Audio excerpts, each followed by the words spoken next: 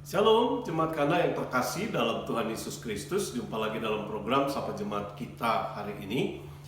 13 hari sudah kita jalani tahun 2022 dari 365 hari yang ada di depan kita. 13 hari yang sudah kita jalani di tahun 2022, saya tidak tahu ada kejutan-kejutan apa yang mungkin sudah terjadi dalam kehidupan kita. Entah itu hal yang menyenangkan atau mungkin hal yang tidak menyenangkan. Apapun itu, saya berharap kita tetap punya harapan yang kuat di tahun 2022 bahwa ada Tuhan yang bersedia untuk menyertai kita. Maka hari ini saya ingin membawa saudara untuk melihat bersama-sama Yosua pasal 1 ayatnya yang ke-8. Jangan engkau lupa memperkatakan kitab Taurat ini, tetapi renungkanlah itu siang dan malam, supaya engkau bertindak hati-hati sesuai dengan segala yang tertulis di dalamnya. Sebab dengan demikian perjalananmu akan berhasil dan engkau akan beruntung. Janji Tuhan yang dahsyat, yang luar biasa, bahwa perjalanan kita akan berhasil dan engkau akan beruntung. Nah, Bapak Ibu Saudara kekasih dalam Tuhan, menurut saya kalau kita bicara tentang keberhasilan atau kesuksesan, maka ada sukses yang sejati, ada sukses yang palsu atau sukses yang semu. Ada seorang bapak yang sangat sukses di tempat pekerjaannya. Dia menjadi seorang pemimpin yang berwibawa, yang disegani, yang mampu membawa perusahaannya meraih keuntungan yang besar.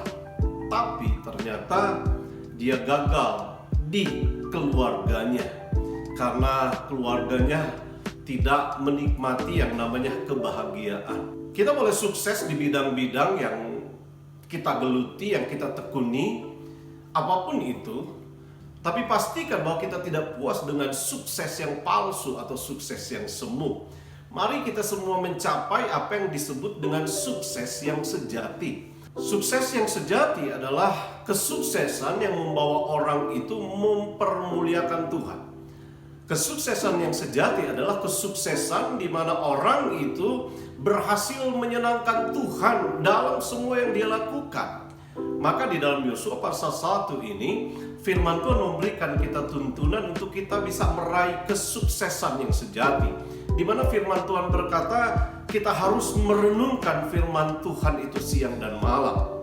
Sehingga ketika kita merenungkan firman Tuhan siang dan malam, maka kita tidak akan menyimpang ke kanan atau ke kiri. Dan ketika kita tidak menyimpang ke kanan ke kiri, pasti kita akan bertindak hati-hati. Apapun yang kita lakukan, kita selalu mempertimbangkan Tuhan. Apapun yang kita lakukan, kita akan selalu memikirkan apakah itu menyenangkan hati Tuhan atau tidak.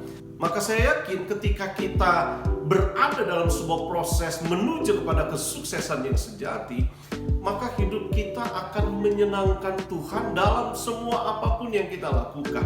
Di program ini kita masih berbicara tentang tema kita tahun ini, yaitu hidup yang digerakkan oleh tujuan. Kita boleh bermimpi untuk menjadi orang sukses, tapi pastikan bahwa sukses yang kita raih itu bukan sukses yang palsu, tetapi sukses yang sejati.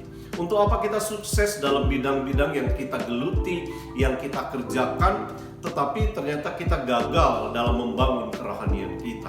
Orang yang hidup dan digerakkan oleh tujuan Allah, maka dia akan selalu mencintai firman Tuhan. Dia akan selalu merenungkan firman Tuhan itu siang dan malam. Sehingga dengan demikian dia tidak akan menyimpang ke kanan atau ke kiri. Dia akan bertindak hati-hati di dalam seluruh kehidupannya. Dia tidak hanya mempertimbangkan atasannya, dia tidak hanya memikirkan karirnya, dia tidak hanya memikirkan penghasilannya, tetapi jauh dari semua itu, dia memikirkan Tuhan.